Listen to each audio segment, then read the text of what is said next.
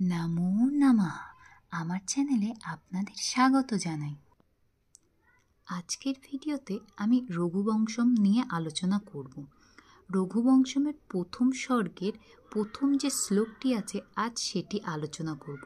প্রথমে আমরা শ্লোকটি দেখব, তারপর সেই শ্লোকের অন্বয়পদ করব এবং তার অর্থ বা অনুবাদ সেটা আমরা দেখব।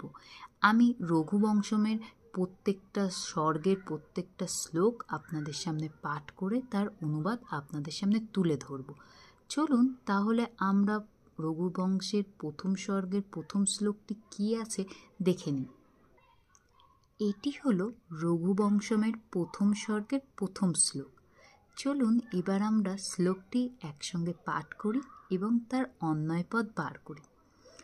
বাগার্থা বিব সম্পৃক্ত বাগার্থা প্রতিপত্তয়ে জগতঃ পিতরৌ বন্দে পার্বতী পরমেশ্বর। যে কোনো কাব্যের বা শ্লোকের অন্যায় করে পড়লে তার অর্থ খুবই সুস্পষ্ট হয় এবং বিভিন্ন ঋষি মনীষী এবং কবিরা আমাদেরকে সেইভাবে পড়ার জন্য বলেছেন। পাঠকের বোঝার সুবিধার্থে আমরা অন্যায় পাঠ করে পড়ব। চলুন আমরা এবার আস্তে আস্তে এই শ্লোকটির অন্বয়পদ করি এবং তার অর্থ জানার চেষ্টা করি। অন্বয়।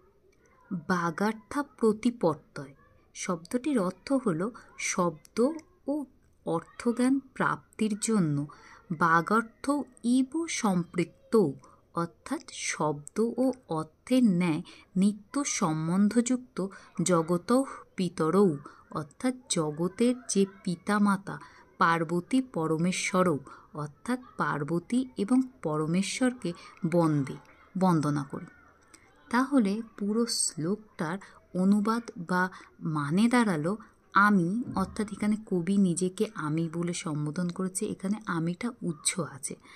আমি শব্দ ও অর্থজ্ঞানের নিমিত্ত শব্দ ও অর্থের মতো নিত্য সম্বন্ধযুক্ত জগতের পিতামাতা পার্বতী ও পরমেশ্বরকে বন্দনা করছি।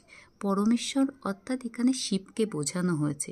আর মাতা পিতা পার্বতী শিবের সঙ্গে কেন তুলনা করা হয়েছে? আমাদের শব্দ এবং অর্থ আমাদের মা বাবার মতন, একটা আর একজনকে ছেড়ে থাকতে পারে না এবং পরস্পর সম্বন্ধযুক্ত।